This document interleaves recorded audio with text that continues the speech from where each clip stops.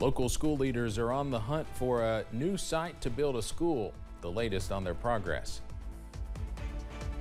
Plus, lawmakers voting to impeach Homeland Security Secretary Alejandro Mayorkas as the showdown over the border crisis continues. Plus, we are tracking some cool weather to close out January, but the sunny and mild weather is not too far away. Those details coming up as Mountain News First at 4 continues. Mountain News First at 4 continues. The Perry County School District is looking at potential sites to build a new school. WYMT's Chandler Wilcox tells us where they are doing the search. Perry County School Board members are working to find a place they believe would best suit a new school. The school, South Perry Elementary, will consolidate Viper Elementary and Ronald W. Combs Elementary. Superintendent Kent Campbell says that would amount to more than 600 students. Campbell says the Kentucky Department of Education establishes rules for them to follow in the search. KDE establishes the guidelines for purchase of property and or acquisition of a new school, and some of those guidelines would include an appraisal of the property, adequate acreage of the property, and core drilling of the property to see if it's a suitable site.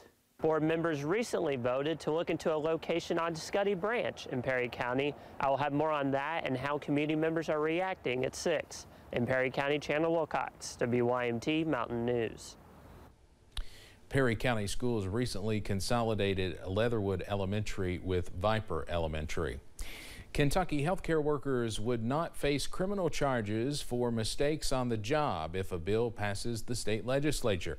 House Bill 159 passed in a committee today. WYMT's Phil Pendleton has more on what the bill will do if made law. The sponsor says this bill would protect healthcare workers such as doctors and nurses from criminal charges, but not civil liability if mistakes are made on the job. Representative Jason Nemeth says the bill comes from problems in other states, but he says he's not aware of a case where a mistake resulted in criminal charges against a healthcare worker in Kentucky. He calls it a common sense bill where people should not face criminal charges for simply making a mistake, such as a nurse accidentally giving the wrong medication. But intentional or reckless conduct could still result in criminal charges, and the bill does not prevent someone from filing a negligence lawsuit. Obviously not intentionally. If it was intentional, that's a crime. Right. But if it were a mistake, that's something that there could still be civil liability. The person could still lose their job, maybe should lose their job in the right circumstances, but that's not a crime. The bill did pass with 18 yes votes and 2 lawmakers who chose to pass. One lawmaker stated that he wants to see language in the bill detailing that those sometimes who make decisions that impact doctors' actions, sometimes coming from outside the healthcare community. Another lawmaker passed because she wanted to see some language in the bill that would protect doctors who perform abortions to protect a woman's health. In Frankfort, Phil Pendleton, now back to you. The bill will now go to the full House floor.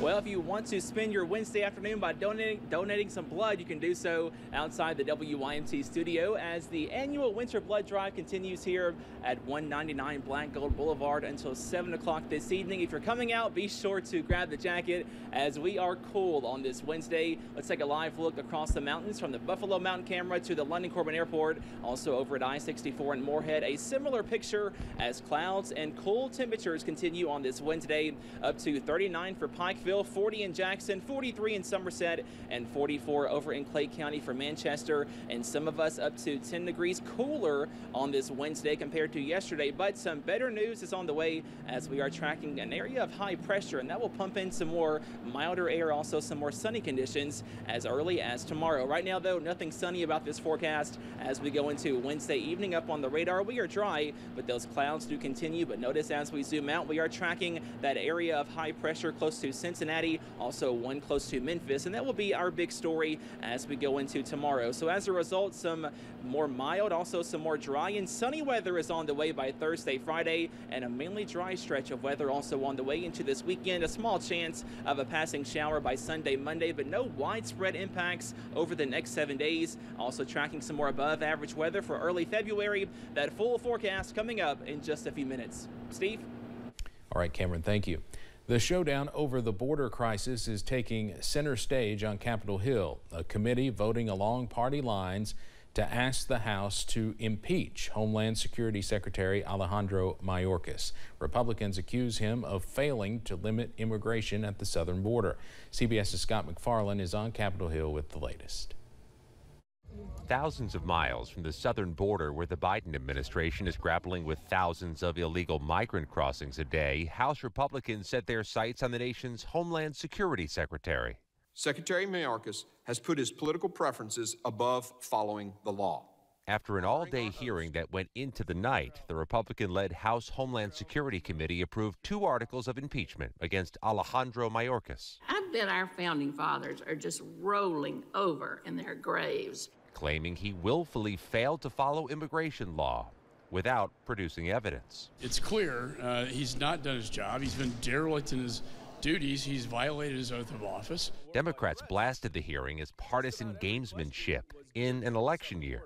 The House Republicans are doing everything they can at Donald Trump's direction to sabotage any legislation because you don't want solutions, you just want politics. Is this really a high crime and misdemeanor? Yeah, absolutely. You've got a cabinet secretary who is totally disregarding the laws passed by Congress.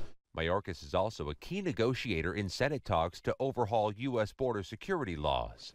But on Tuesday, Republican Speaker Mike Johnson reiterated it may be dead on arrival in the House. What's been suggested in this bill is not enough to secure the border. Even if the full U.S. House follows the committee's lead and votes to impeach Mayorkas in the coming weeks, that effort is certain to hit a dead end in the Democratic-controlled Senate, which would prevent Mayorkas from being the first cabinet secretary removed since the 1800s.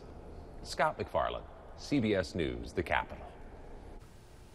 The director of the FBI warning lawmakers about the threat of Chinese hackers today. Christopher Wray telling the House Committee on the Chinese Communist Party that hackers are preparing to target critical American infrastructure, things like water treatment plants, electrical grids, gas pipelines, and transportation systems. What am I confident in? I'm confident in my partners. Americans can be confident in our election system and our democracy, but I am also mindful of the fact that our adversaries are getting more and more sophisticated and that there are more and more foreign adversaries who want to get in on this game. The Chinese government denies any allegations of hacking. Missouri Congresswoman Cori Bush, meanwhile, is under investigation for alleged misuse of campaign funds. Representative Bush says the Department of Justice is looking into her campaign spending on security services, but denied any kind of wrongdoing. She says she's endured threats to her safety and life since taking office and has used campaign funds for security, which she says is allowed.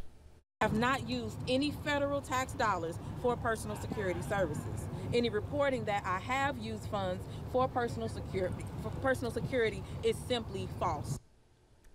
The allegations center around her husband's role in her campaign. He currently provides security services to her.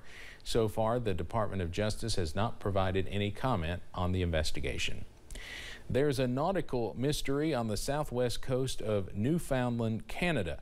This shipwreck in Cape Ray recently surfaced. A few locals roped off the shipwreck in an attempt to keep it in place as it gets battered by waves. Some people are speculating 2022's Hurricane Fiona may have dredged up the boat.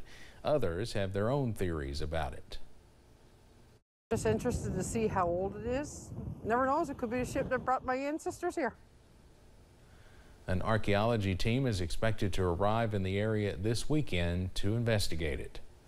Coming up on First at 4, burger flipping robots will take you inside the world's first AI-powered eatery.